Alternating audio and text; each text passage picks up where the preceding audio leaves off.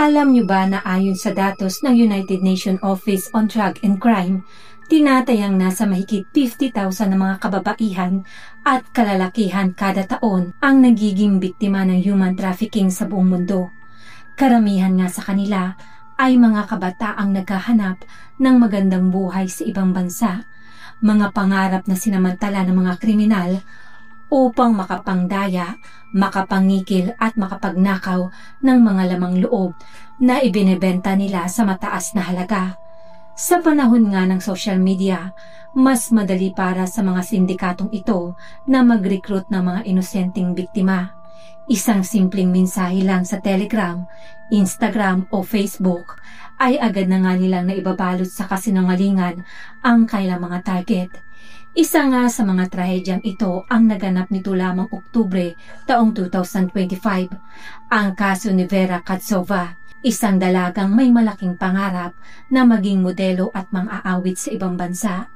Ngunit sa likod ng kanyang mga ngiti, isang malagim na kapalaran pala ang naghihintay sa kanya. Hello everyone! Welcome at welcome back sa aking channel. Ako po si Miss Denise, ang narrator ng Tagalog Crime Recollection. Kung mahilig po kayo sa mga crime stories, i-like nyo na po ang video ito, mag-subscribe na rin po kayo, at don't forget to click the notification bell para lagi po kayong updated sa aking mga susunod na kwento. Simulan na po natin ang kwento ni Vera. Si Vera Katsova ay isinilang noong December 31, 1998 sa Minsk, kabisera ng Belarus. Ang Belarus ay isang tahimik na bansang matatagpuan sa silangang Europa, kilala sa malamig na klima at konserbatibong lipunan. Dito nga lumaki si Vera sa isang simpleng tahanan kasama ang kanyang mga magulang na sina Sergey at Olga. Nag-iisa lamang siyang anak. Mula pagkabata, kapansin-pansin na ang kanyang pagkahilig sa sining. Mahilig siyang kumanta, sumayaw pati ang mag-drawing. Nakita nga ito ng kanyang mga magulang kaya't in-enroll siya sa isang paaralan ng musika malapit sa kanilang bahay. Sa murang edad, natutunan niya ng tumugtog ng ilang mga instrumento at sumali sa mga pagtatanghal ng paaralan. Habang lumalaki, lalong tumitibay ang kanyang pangarap na makilala bilang isang artista at performer. Hindi siya tulad ng ibang kabataan na abala sa mga party at iba pang kasiyahan dahil mas pinili niyang mag-aral, mag-practice para sa kanyang mga pangarap. Ngunit sa likod ng mga pangarap, naroon din ang pagiging isang responsableng anak. Sa katunayan, tumutulong rin siya sa kanyang mga magulang sa pamamagitan ng part-time na trabaho sa isang restaurant, kung saan ang ilang bahagi ng kanyang sahod ay ibinibigay niya sa kanyang ina. Ang dedikasyon ni Vera sa sining at sa pamilya ay lalo pang napatibay ng kanyang loob. Pagkatapos ng high school, tumanggi na siyang pumasok sa universidad, isang desisyong ikinabigla ng marami. Ngunit para kay Vera, hindi lamang mga libro at silid-aralan ang daan tungo sa tagumpay. Gusto niyang mag-explore pa sa mundo, makilala ang mga kultura sa iba't ibang bansa at maranasan ang buhay sa sarili niyang paraan. Hindi niya alam na ang desisyong iyon ang magdadala sa kanya sa pinakadelikadong yugto ng kanyang buhay. Noong 2018 sa edad na 19, tinahak na nga ni Vera ang kanyang unang malaking paglalakbay. Dala ang kunting ipon, lumipad siya patungong China kung saan nagsimula siyang kumanta sa maliliit na night bar. Sa simula, naging mahirap ang lahat dahil nga bagong bansa, bagong wika at kakaibang kultura ang sumalubong sa kanya. Pero sa kanyang taglay na kabaitan at husay sa pagkanta, mabilis siyang nagustuhan ng mga tao. Kumakanta siya ng mga English at Chinese song at madalas nga siyang nabibigyan ng mga tips ng mga customer sa bar. Sa tuwing mayroon siyang ekstrang kita, ipinapadala niya kaagad ito sa kanyang mga magulang sa Belarus. Bukod pa sa pagkanta, paminsan-minsan ay tumatanggap din siya ng mga modeling gigs. Kahit maliit lang ang bayad, tuwang-tuwa na si Vera, pakiramdam niya ay papunta na nga siya sa tamang direksyon ng pagiging isang sikat na artista. Nakakilala na rin siya ng ilang mga banyagang kaibigan at nagsimulang maglakbay sa Asia, katulad na lamang ng Singapore, Vietnam at iba pang mga bansang nagbigay sa kanya ng karanasang mas nagpatibay pa sa loob ng isang teenager. Noong taong 2017, Bago pa nga siya umalis ng Belarus, sumali pa siya sa isang lokal na talent show sa Minsk. Naging viral ang kanyang larawan sa social media. Ito nga ang nagsilbing unang hakbang sa pagsikat ni Vera. Para sa kanya, iyon ang sinyalis na tama ang landas na tinatahak niya. Nakilala nga siya sa social media sa pamamagitan ng kanyang Instagram account, kung saan ibinabahagi niya ang mga larawan mula sa kanyang mga photoshoots. Laging may caption tungkol sa kalayaan, pag-ibig at pagsusumikap.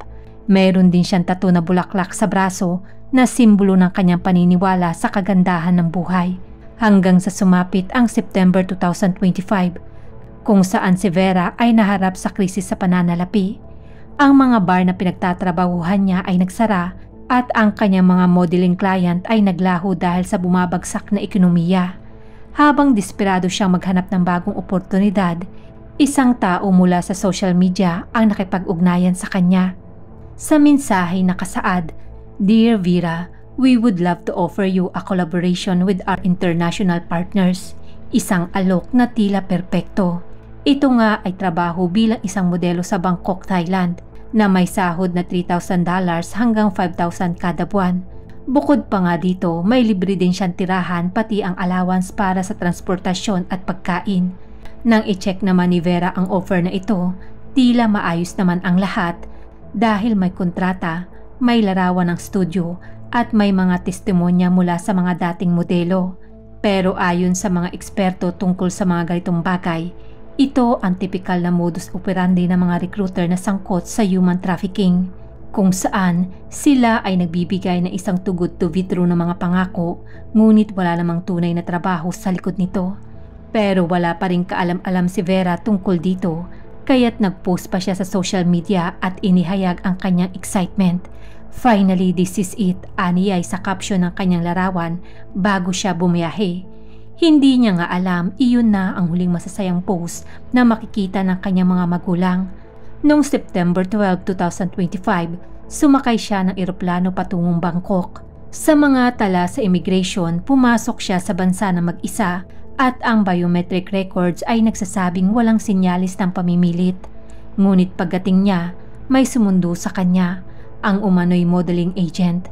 Noong unang linggo ng kanyang pananatili sa Thailand, nakikipag-ugnayan pa nga si Vera sa kanyang pamilya. Ikinuwento niya rin na maayos ang naging biyahe at nakatira siya sa isang inuupahang silid.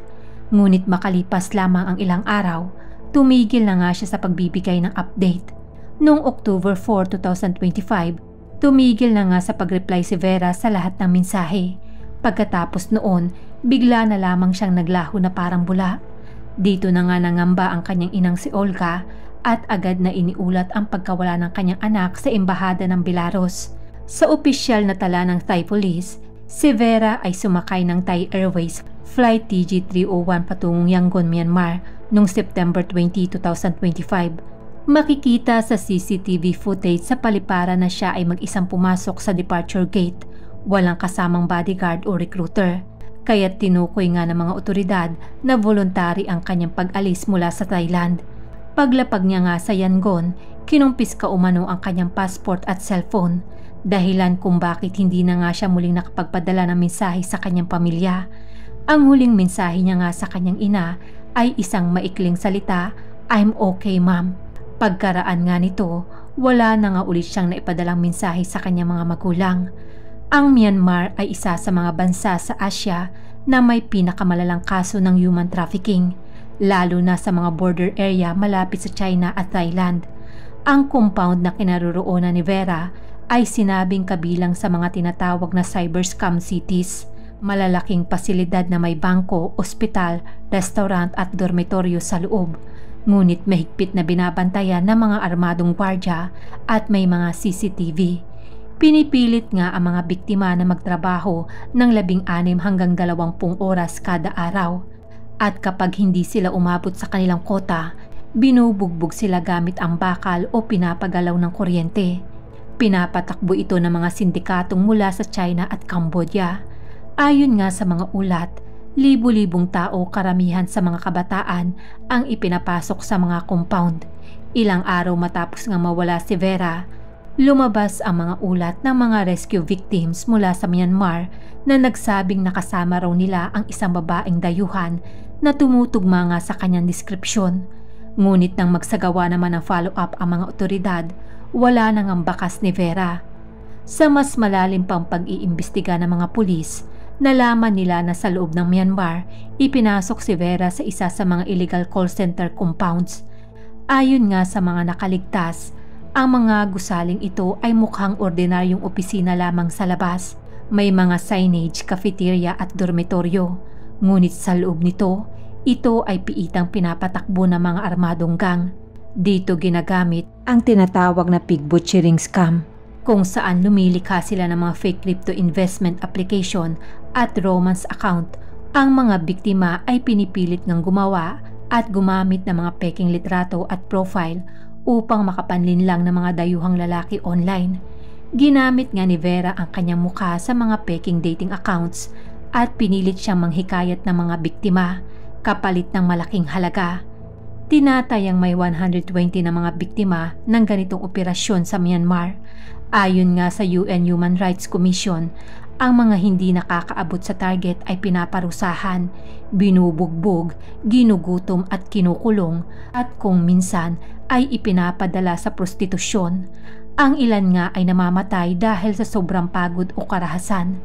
Katulad nga nila, habang tumatagal sa loob na nasabing lugar, lalo ngang nanghina si Vera. Hindi niya na nga kinaya ang pisikal at emosyonal na torture. At sa mata nga ng mga sindikato, ang isang pagod na biktima ay wala ng silbi para sa kanilang negosyo. Mula rito, ibinenta nga nila si Vera sa isa pang grupo na sangkot sa organ trafficking, isang underground na negosyo na kumikita ng milyon-milyong dolyar kada taon. Batay sa testimonya ng ilang mga nakaligtas na biktima, ang ganitong mga transaksyon ay umaabot sa $14,000 to $20,000 bawat tao bago ibenta sa black market. Sa mga ganitong compound, kadalasan ngang tinatanggal ang mga lamang loob habang buhay pa ang mga biktima. Sa black market, ang isang bato o kidney ay maaaring ibenta ng $80,000 at ang atay naman ay halos $100,000. May ulat din na ginamit ng mga sindikato ang Starlink satellite internet upang maiwasan ang pagsubaybay ng mga otoridad. Dahilan kung bakit patuloy sila nakapagpapatakbo ng operasyon kahit may mga raid sa paligid. Pagkatapos nito, itinapon ang kanyang katawan sa kagubatan sa hangganan ng Myanmar, kung saan ito ay nadiskubre ng mga lokal na magsasaka. At ang mas masakit pa dito, habang patuloy na naghahanap ang pamilya ni Vera, nakatanggap sila ng tawag mula sa mga kriminal. Humihingi pa sila ng $500,000 kapalit ng bangkay ni Vera. Pero dahil nga wala silang kakayahang magbayad at makalipas lamang ang ilang araw, isang opisyal na dokumento ang dumating. Ayon dito, si Vera ay namatay raw sa atake sa puso at cremate noong October 16, 2025. Ngunit sa pagsusuri naman ng mga independent investigator, malinaw na ang dokumento ay falsipikado. Ang cause of death ay ginamit upang pagtakpan ang human organ trade na laganap nga sa rehiyon. Hanggang ngayon, hindi pa rin nga alam ng pamilya kung nasaan ang tunay na labi ni Vera. Sa Belarus, patuloy namang nanawagan ang pamilya ng Katsova sa kanilang pamahalaan. Ngunit dahil sa kaguluhang politikal sa Myanmar, mahirap para sa mga otoridad na magsagawa ng imbestigasyon. Ayon sa Russian Ambassador na si Vladimir, maraming ang impormasyon ang magkasalungat at posibleng may pagtatakip mula sa mga lokal na opisyal. Kahit na naglabas na nga ng dokumentong nagsasabing patay na si Vera, wala ngang matibay na ebidensya. May posibilidad pa raw na buhay pa siya at ginawa lamang bihag ng isa sa mga sindikato. Ngunit sa kawalan ng konkretong impormasyon, nananatiling palaisipan ang kanyang kapalaran. Sa kabilang banda, noong October 20 to 21, 2025, nagsagawa ng massive raid ang mga militar ng Myanmar sa KK Park compound, kung saan 2,198 na katao ang naaresto at mahigit sa 30 Starlink terminals ang nakumpiska. Gayunpaman, hindi pa rin natagpuan si Vera sa mga nailigtas. Ang Belarusian Minister of Foreign Affairs ay naglabas na rin ng pahayag na using all diplomatic channels to verify the fate of Ms. Katsova. Ang mga human rights group gaya ng Active Mercy International ay nanawagan ng international na kooperasyon upang maipatigil ang mga operasyon ng mga scam city sa rehiyon. Sa kabilang banda, libo-libong biktima pa rin ang nananatiling nakakulong. May mga ulat nga na 800 katao ang nagkakasya sa 10 palikuran at sa mga embahadang naniningil ng bayad sa mga nais ng makauwi. Ayon sa UN, mahigit na 7,000 katao mula sa 29 na bansa ang nailigtas, ngunit marami pa ang hindi pa rin natatagpuan. Sa huli, ang pangarap nga ni Vera ay hindi masama. Tulad nga ng mga milyon-milyong kabataang umaasang makahanap ng magandang kinabukasan. Ngunit sa mundo ngayon, kung saan ang kasamaan ay marunong nang magtago sa likod ng magagandang salita, minsan, ang mga pangarap ay nagiging daan rin patungo sa kapahamakan. Ang kanyang kwento ay paalala na rin sa ating lahat na bago sumunod sa isang alok at bago maniwala sa mga pangakong tila perpekto, siguraduhin muna natin kung totoo dahil minsan sa isang click sa social media ay maaaring magbago ng buong buhay. Sa kaso nga ni Vera, iyon ang click na hindi na nga niya kailanman nabawi. Kaya't sana, sa bawat pangarap na ating hinahabol, huwag nating kalimutan ang pinakamahalagang sandata, ang pag-iingat, dahil ang tunay na tagumpay ay hindi lang tungkol sa tapang na mangarap, kundi sa karunungang umiwas sa panganib na maaaring sumira rito. Maraming salamat po sa panonood ng aking kwento sa gabing ito. Kung nagustuhan niyo po ang aking kwento, i-like niyo na po ang videong ito. Subscribe na rin po kayo kung hindi pa po kayo nakakapag-subscribe at mag-share na rin po kayo ng inyong opinion sa comment section. Malaking tulong po ito sa aking maliit na channel. Maraming salamat po muli.